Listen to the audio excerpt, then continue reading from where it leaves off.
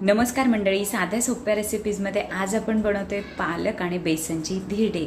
बनवायला अतिशय सोपे, चवीला अप्रतिम आणि त्याचबरोबर हेल्दी तर हे आहेच, कारण ह्याच्यामध्ये आहे पालक असल्यामुळे ह्याच्यामध्ये आयर्न आहे, प्रोटीन आहे। बेसन असल्यामुळे त्यामुळे ही जी आपली धिरडे आहेत ते प्रोटीन आणि आयर्न रिच असे बनणार आहेत।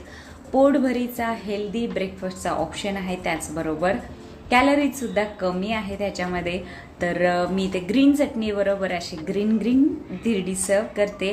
तर सुरुवात करूया रेसिपीला। बेसनची धिरडी आपण नेहमीच खातो, पण कधीतरी जर अशा भाज्या वगैरे एक्स्ट्रा ॲड करून आपण धिरडी बनवली ना, तर त्यामध्ये जी भाज्यांची चव येते त्यामुळे आणखी छान लागतात धिरडे।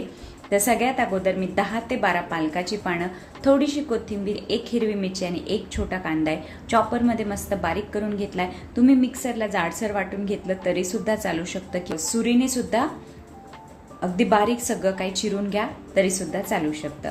तर ह्या सगळ्या ज्या भाज्या आहेत त्या मी एका भांड्यामध्ये काढून घेतल्या। अर्धा कपापेक्षा थोडंसं कमी बेसन घेते मी, म्हणजेच डाळीचं पीठ, आणि 2 चमचे रवा ॲड करूया आपण ह्याच्यामध्ये। तुम्ही अर्धा कप बेसन घेतला आणि 2 चमचे रवा घेतला तरी सुद्धा चालू शकतं। चवीपुरतं मीठ घालते मी इथे, पाव चमचा हिंग, अर्धा चमचा हळद, अर्धा चमचा धण्याची पावडर, अर्धा चमचा जिरे आणि अर्धा चमचा कलरवाली आपली काश्मीरी लाल मिरची मी ह्याच्यामध्ये घालतीये।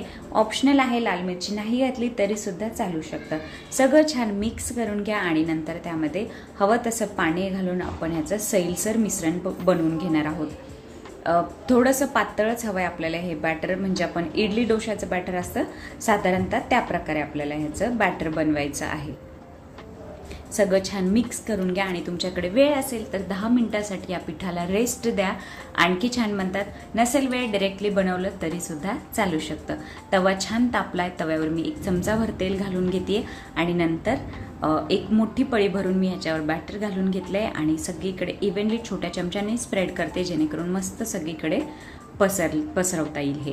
आणि नंतर आपण ह्याला झाकण लावून मंद आचेवर 3 ते 4 मिनिटासाठी वाफ द्यायची आहे आणि नंतर त्यावर आणखी चमचाभर तेल घालून परत आपण दुसऱ्या बाजूने सुद्धा धिरडं भाजून घेणार आहोत।